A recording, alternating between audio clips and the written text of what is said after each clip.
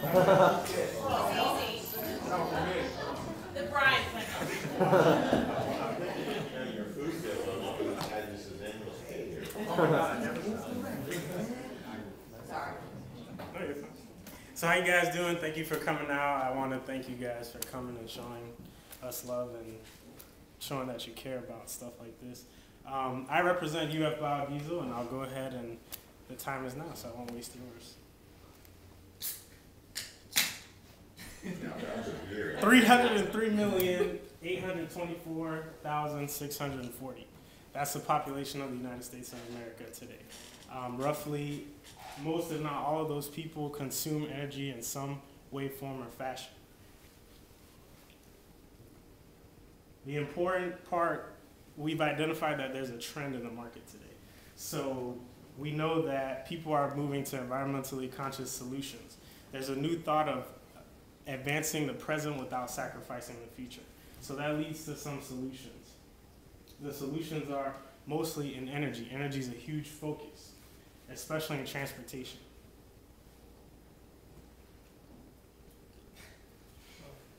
Our market potential is every vehicle.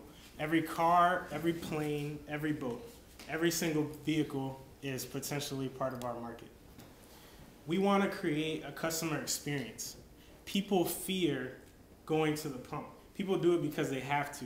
They don't like spending money at the pump. And what we want to do is create a customer experience in filling up your car and making it socially conscious as well.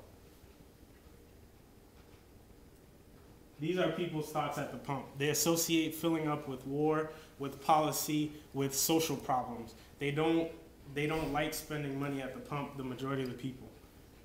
So how can we solve this problem?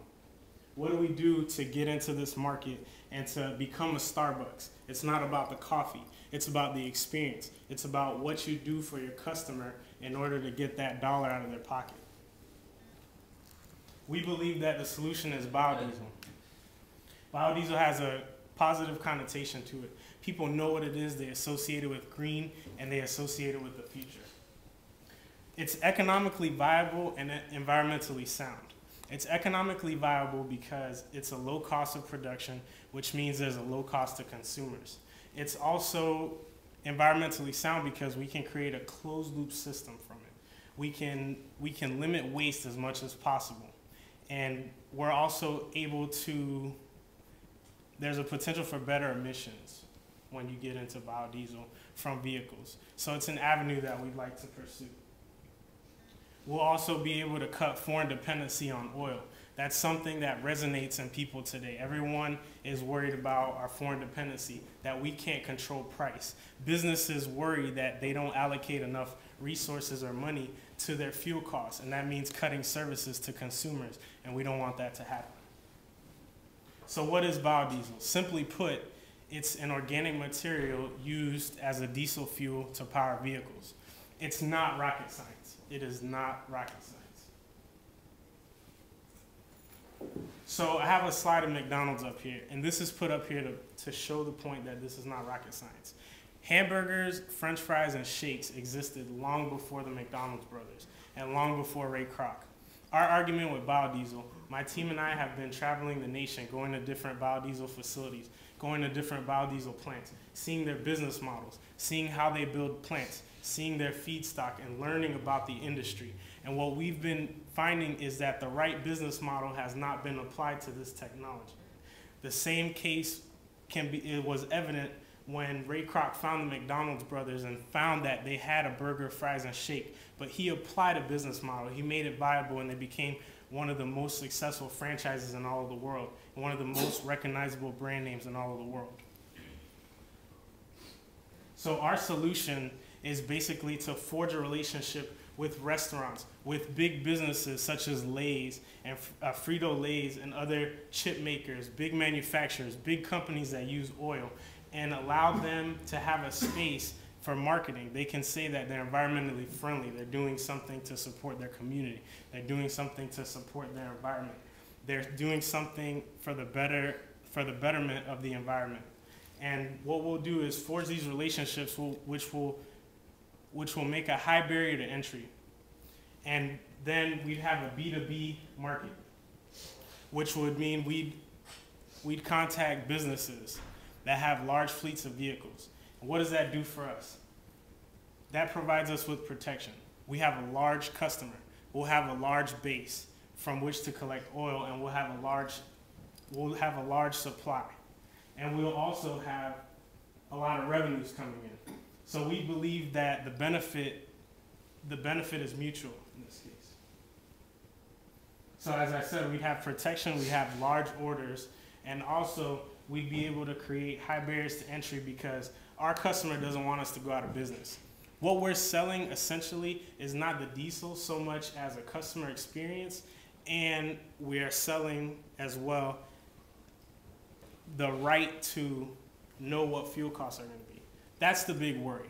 Businesses understand that. They understand that they can't predict what fuel costs will be. It's so far away. It's something that they can't tangibilize. They can't put it into perspective what fuel will be. A year ago, fuel rose to over $4 a gallon. And a lot of businesses were either forced out of business or to cut their service. So we'll be selling peace of mind and knowing what their price will be. So we're asking for funding to build a plant here at the University of Florida so that we can learn more about the industry, and we'd also be protected in the university environment for research purposes, and we gain experience and build credibility. So what we're looking from you guys is a relationship. Someone to see this from the infant stages, to go through the motions and to show us what it is that we need to do to make sure that this is a viable concept moving forward in business. So we're asking for $500,000. $300,000 is for a plant. The plant would be fully automated. That's for safety, and that's to take advantage of economies of scales. It would produce 2,000 gallons per month. 2,000 gallons per month, and it will provide physical plant with all of its diesel needs. So what we're using this for is a platform. This isn't our business. This is a way for us to gain experience, to learn about the market, and to build a brand name, to show people this is possible, to close the loop, and to learn within the university environment before we branch out into the business world. We found that a lot of businesses fail because it's either a business person that doesn't know anything about the industry and they pump a lot of money into it and they don't figure out what the best supplies are, or it's a bunch of engineers that don't know how to price and literally shoot themselves in the foot. That's not good. So we'd like to thank you and open it up for any questions.